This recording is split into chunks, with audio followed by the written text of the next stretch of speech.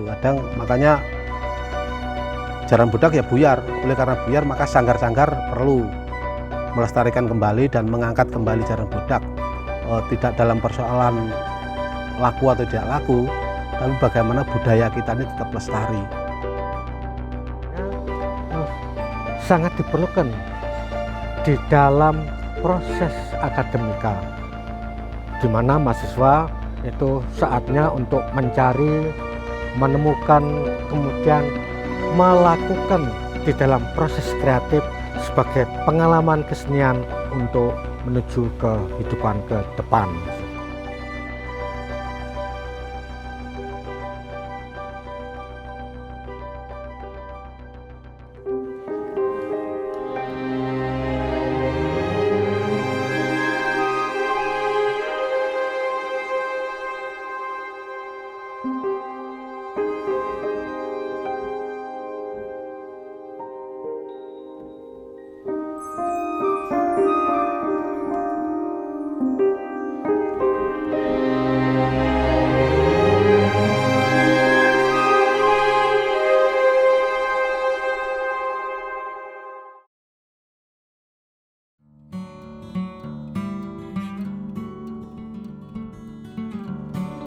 Berawal dari jaran kencak dulu. Ketika jaran kencak sudah mulai mahal untuk dipesan orang, maka muncullah jaran bedak. Jadi itu tiruan dari jaran kencak saja. Ketika masyarakat kita yang awamnya tidak mampu nanggap jaran kencak, dia bikin sendiri, nyontoh jaran kencak, muncullah jaran bedak. Nah, pada perkembangannya jaran bedak menjadi apa ya, semacam ikon gitu kota ini. Diakui itu tidak seperti itu. Perjuangan orang-orang jaran bedak untuk menjadi tetap hidup itu juga berat. Nah, terakhir disimpulkan bahwa yang namanya jaran bedak itu yang penting ada tubuhnya. Budak itu, semacam budak itu ada ekornya, ada kepalanya kepala kuda. Jadi itu. Nah, namanya ekor bisa saja bentuknya tidak harus ekor kuda. Tubuh juga begitu, hiasannya terserah yang bikin, yang punya. Gitu. Jadi perkembangannya sampai sekarang seperti itu. Nah, kalau dulu jaran budak itu hanya untuk ngiringi temanten sunat. Nah, sekarang pada perkembangannya untuk tari, untuk pawai, budaya, jadi untuk hiburan-hiburan semacam gitu. Jadi sebetulnya gini, jaran budak itu banyak memuat simbol-simbol tentang kehidupan. Ya. Yang pertama, jaran itu sebagai simbol ketegaran, kekuatan, kemudian spirit atau semangat yang lebih dari yang lain. Oleh karena itu, yang namanya kuda itu banyak digunakan di dalam statement-statement kehidupan sebagai simbol tentang bagaimana manusia hidup, kemudian dengan spirit, dengan semangat yang luar biasa, dia bisa menguasai berbagai persoalan. Itu yang pertama. Yang kedua, sebagai keindahan. Nah, itu di dalam kehidupan akademik, maka sumber-sumber keindahan, sumber-sumber estetika itu sangat diperlukan di dalam referensi kreatif. Ya.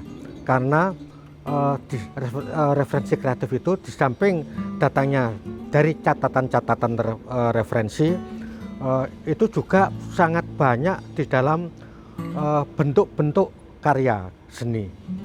Nah, jaran budak itu merupakan karya seni yang memiliki muatan keindahan yang luar biasa di samping simbol-simbol yang makna tertentu itu tadi.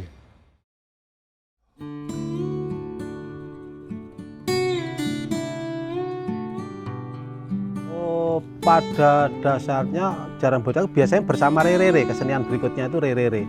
Itu laki-laki semua. Nah, rerere itu jenis tari pergaulannya Kota Probolinggo. Laki perempuan, tapi peran perempuannya tetap laki-laki. Jaran bodak juga begitu. Yang naik laki, yang jadi janis itu juga laki.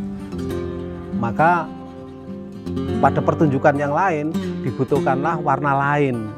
Nah, ini mesti yang naik diganti perempuan, menjadi lebih menarik, lebih sebagai tontonan lebih bagus gitu. Karena tidak banyak langkah. Nah, di dalam tari juga begitu. Di samping itu memang penari laki sulit sih, penari laki sulit. Maka yang paling gampang penari perempuan. Banyak penari perempuan di sini, laki yang jarang. Jadi saya sudah menggeluti tari tradisional ini sejak kelas 1 SD. Dan saya sekarang sudah berumur 23 tahun.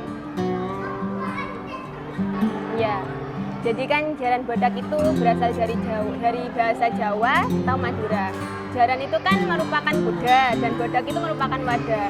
Jadi inti dari jaran bodak ini merupakan kuda mainan yang dilengkapi dengan aksesoris, kemudian ditarikan dengan para remaja. Nah, itu di sini itu sudah mulai punah.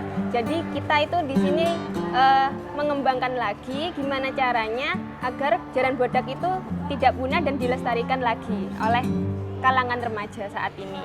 Itu ketertarikan saya untuk bisa membawakan tarian jaran bodak.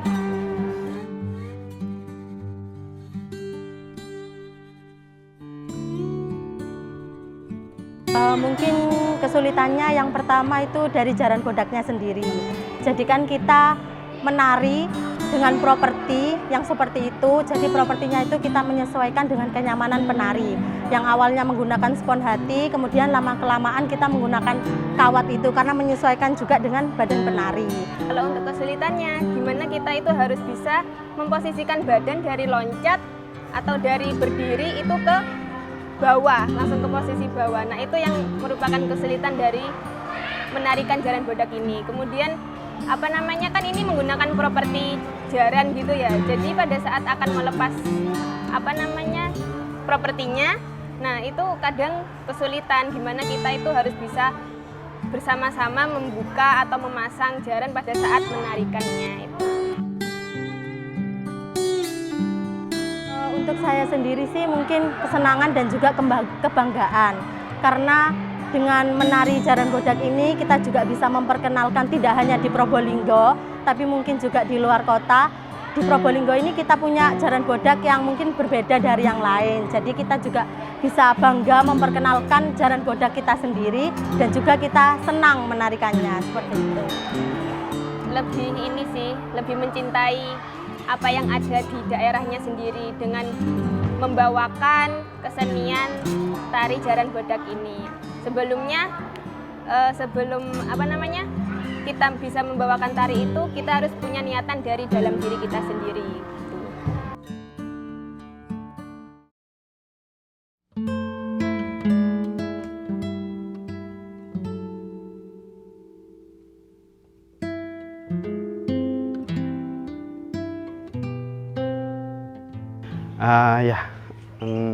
Jadi begini, untuk jaran bodak yang sedang kami kerjakan ini adalah jaran bodak yang sudah istilahnya dikreasi, dan untuk bentuk dan modelnya kami memang terinspirasi mengambil dari bentuk jaran bodak yang asli. Kenapa harus dimodifikasi? Karena memang di tempat kami, di sanggar kami, Bina Tari Bayu Kencana, untuk jaran bodak memang disesuaikan dengan kebutuhan untuk garap tari. Artinya ketika kami membuat jaran bodak yang kreasi ini, memang kami rancang agar bisa dengan mudah dan nyaman digunakan sebagai properti tari. Artinya sudah ada pengembangan dari yang semula jaran bodak yang asli dengan berat yang luar biasa. Untuk ukuran penari kami rasa tidak mampu untuk untuk mengangkat jaran bodak yang asli, ya maka dari itu kami membuat versi jaran bodak yang dikreasi. Jadi seperti itu. Untuk teknik pembuatan sebenarnya sama saja, tergantung masing-masing kreator. Artinya di sini kebebasan untuk berkreasi juga terbuka dengan seluas-luasnya, tetapi tidak meninggalkan bentuk-bentuk serta idiom-idiom jaran bodak yang asli. Artinya tetap ada kepala, ada ekor, dan ada bagian-bagian ornamen untuk pemanis dari bentuk jaran bodak yang kami buat. Jadi seperti itu.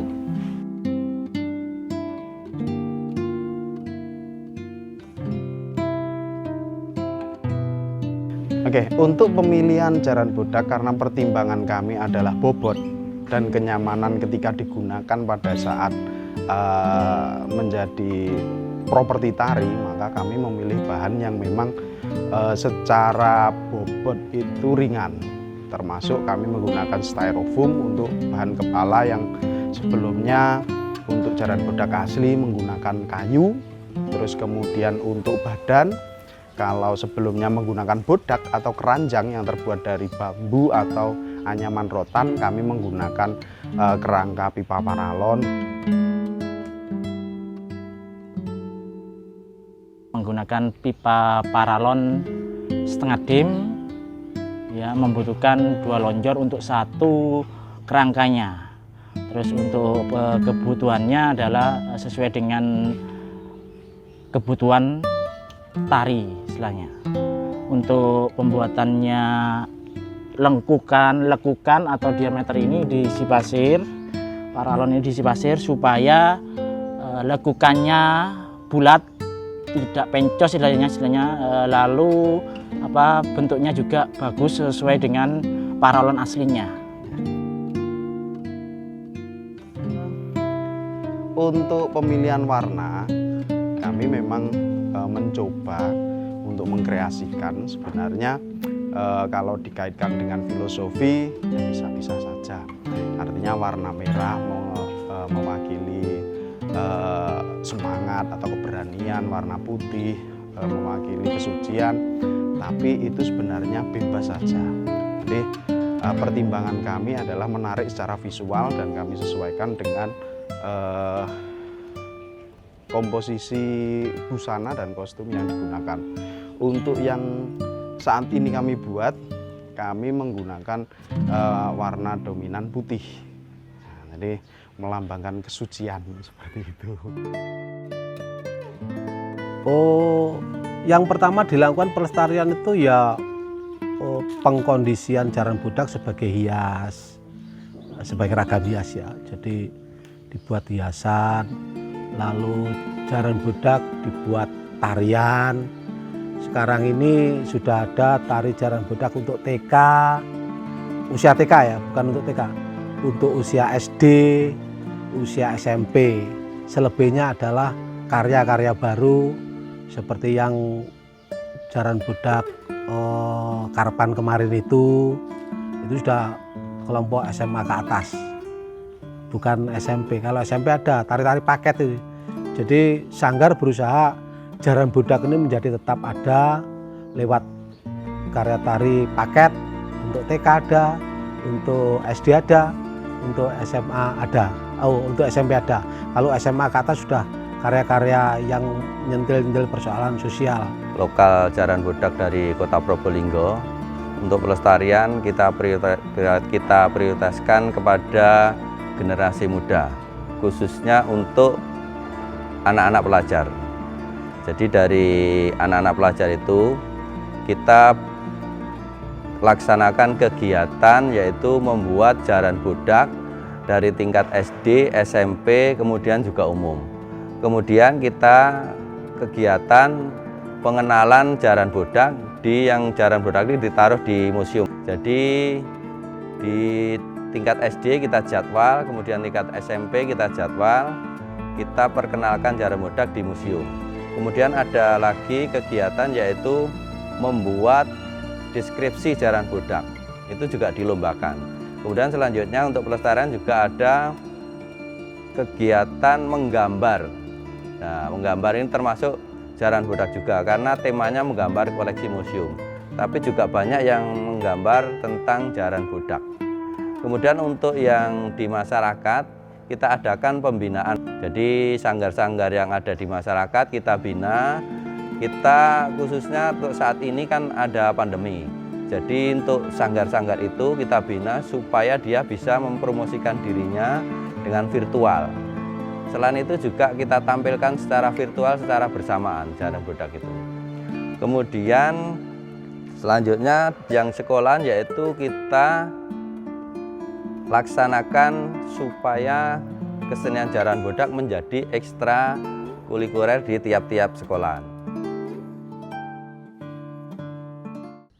Mengapa kita bersemangat sekali sih kok jaran gitu, kok jaranan, kok kuda. Ya kuda kan simbol kekuatan dan pekerja keras kuda itu, dan tidak kenal lelah menurut saya lah ya. Maka perlu ini digarap. Kalau nilai filosofisnya seperti itu, jadi kuda bagi kami adalah simbol-simbol kekuatan, tidak kenal lelah. Kadang makanya Jaran Bodak ya buyar. Oleh karena buyar maka sanggar-sanggar perlu melestarikan kembali dan mengangkat kembali Jaran Bodak. Tidak dalam persoalan laku atau tidak laku, tapi bagaimana budaya kita ini tetap lestari.